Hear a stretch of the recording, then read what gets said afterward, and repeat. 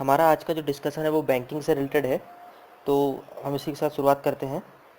भारत का जो पहला बैंक था उसकी स्थापना 1770 में अलेक्जेंडर एंड कंपनी ने की थी, जिसका नाम बैंक ऑफ हिंदुस्तान रखा गया था, जो कि सक्सेसफुल नहीं रहा।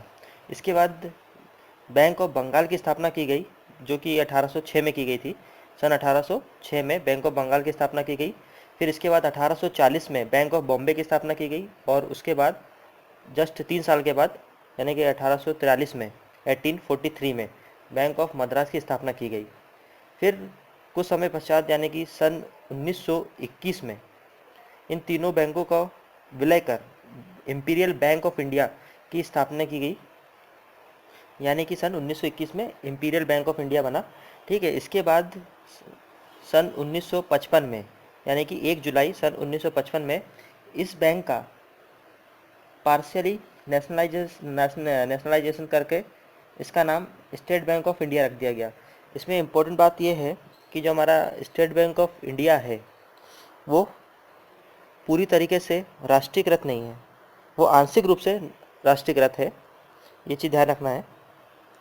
इसी के साथ अभी हम देखेंगे तो सन 2006 में एसबीआई ने अपना 200वां ईयर ऑफ इस्टेब्लिशमेंट सेलिब्रेट किया था। 200वां ईयर इसलिए बनाया क्योंकि सन 2006 में जो उसका पहला बैंक था जो इसमें विलय हुआ था 1806 में, बैंक ऑफ बंगाल, तो उसके हिसाब से इसने 2006 में 200 साल पूरे हो गए।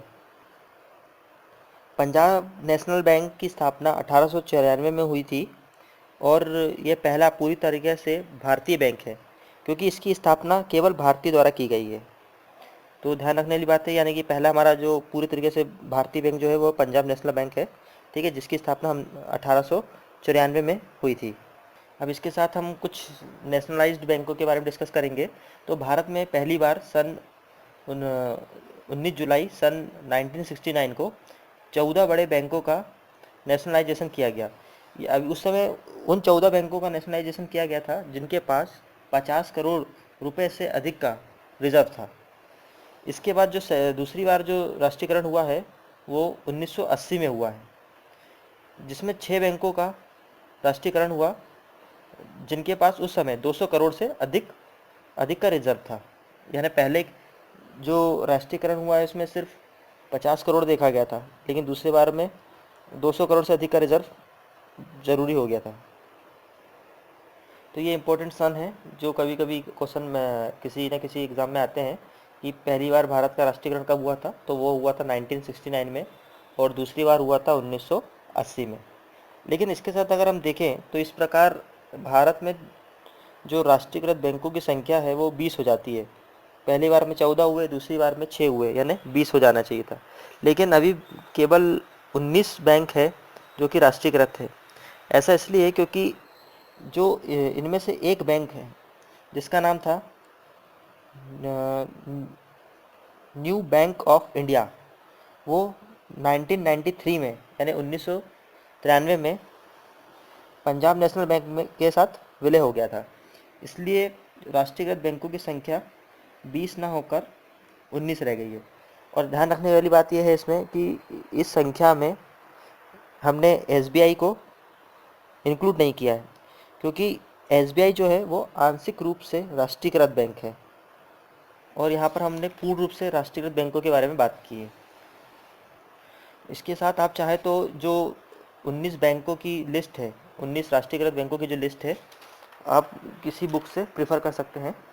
अब हम सबसे इम्पोर्टेंट बैंक के बारे में डिस्कस करेंगे, जो कि बैंकों का बैंक कहलाता है, यानी कि रिजर्व बैंक ऑफ इंडिया, जिसे शॉर्ट में आरबीआई के नाम से जाना जाता है। आरबीआई जो है भारत का केंद्रीय बैंक है, तथा इसकी स्थापना जो हुई थी वो 1 अप्रैल 1935 में हुई थी, वो भी 5 करोड़ रिजर्व के साथ। ठीक है। इसका जो मुख्यालय है वो मुंबई में है। पहले इसका जो मुख्यालय हुआ था वो कोलकाता में हुआ था, लेकिन फिर बाद में इसको चेंज करके परमानेंट रूप से मुंबई में कर दिया गया। तथा इसका जो राष्ट्रीयकरण हुआ है वो 1 जनवरी 1949 में हुआ था। ये दोनों सन बहुत इंपॉर्टेंट है आरबीआई से रिलेटेड। आरबीआई का स्थापना हुई थी सन 1935 में, और राष्ट्रीयकरण हुआ है 1949 में, यानी कि हमारे संविधान लागू होने के 1 साल पहले। हम ऐसे इसको याद कर सकते हैं। ये भारत की प्रमुख संस्था है जो करेंसी नोट जारी करता है। इस बैंक का जो फाइनेंशियल ईयर होता है वो 1 जुलाई से 30 जून होता है, यानी जुलाई से जून, ये ध्यान रखना है। और आरबीआई के वैसे 4 लोकल बोर्ड हैं जो दिल्ली, मुंबई, कोलकाता और चेन्नई में है। आरबीआई जो करेंसी इशू करता है वो इन चीज़ों के बेसिस पे करता है। पहला तो गोल्ड के ऊपर कि सोना रखना पड़ेगा, दूसरा फॉरेन सिक्योरिटी जिसको हम विदेशी प्रतिभूति भी बोल सकते हैं, और तीसरा होता है भारत सरकार की प्रतिभूति पर, यानी गवर्नमेंट ऑफ इंडिया की सिक्योरिटी पर। इन तीनों के बेसिस पर वे मुद्रा जारी करता है। अब चूंकि जो आरबीआई ही भारत की मुद्रा जारी करता है, इसलिए आपने देखा होगा जो जितने भी नोट होते हैं सभी पर आरबीआई के गवर्नर के हस्ताक्षर होते हैं, लेकिन 1 रुपये के नोट को छोड़कर, क्योंकि 1 रुपये का जो नोट होता है उसके ऊपर हस्ताक्षर होते हैं वित्त मंत्रालय के सचिव के। अब कुछ इंपॉर्टेंट टर्म है जो आरबीआई से रिलेटेड है, इसे जानना चाहिए। पहला है बैंक दर, जिसको रेपो रेट भी कहते हैं। एक्चुअली ये वह रेट होती है जिससे आरबीआई जो कमर्शियल बैंक होते हैं उनको पैसे जो होते हैं उधार पर देता है, या हम ये कह सकते हैं कि जो हमारे कमर्शियल बैंक है वो आरबीआई से इस रेट पर पैसा उधार लेते हैं। यदि मान लीजिए यदि बैंक रेपो रेट पर कटौती कर देता है, यानी कि अब बैंकों को ब्याज कम देना पड़ेगा, तो इससे बाजार की लिक्विडिटी जो होती है वो बढ़ जाती है। सेकंड इम्पोर्टेंट टर्म है रिवर्स रेपो रेट। ये वह दर होती है जिसके माध्यम से जो आरबीआई बैंकों से ऋण लेता है, यानी कि यदि आरबीआई ने बैंकों से पैसा लिया हुआ है, उधार लिया है मान लीजिए, तो वो इस रेट से उन्हें ब्याज देगा। और ध्यान रखने वाली बात यह है कि जो रिवर्स रेपो रेट होती है वो हमेशा रेपो रेट से 1% हमेशा कम होगी, और यदि इस रेट में वृद्धि होती है तो इसका मतलब यह है कि यदि वाणिज्य बैंक आरबीआई को ऋण देते हैं तो उन्हें अधिक ब्याज की प्राप्ति होगी। ठीक है, लेकिन इससे एक नुकसान ये हो जाएगा कि इससे बाजार में मुद्रा की पूर्ति में कमी हो जाती है। एक चीज़ और नोट करने वाली बात है कि जो हमारा आरबीआई होता है वो मिनिमम रिजर्व सिस्टम, यानी कि न्यूनतम रिजर्व प्रणाली के आधार पर मुद्रा जारी करता है। अब दूसरी टर्म है CRR। इसका मतलब होता है केस रिजर्व रेशियो। ये वह फंड होता है जिसे बैंक द्वारा आरबीआई के पास जमा किया जाता है।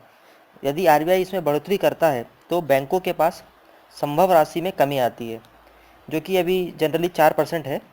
अब इसके बाद इम्पोर्टेंट टर्म है SLR, स्टैच्यूटरी लिक्विडिटी रेशियो। उपभोक्ताओं को क्रेडिट प्रदान करने के लिए जो कमर्शियल बैंक को राशि के रूप में सोना या सरकार द्वारा अनुमोदित प्रतिभूति अपने पास रखनी होती है, ये दर SLR कहलाती है।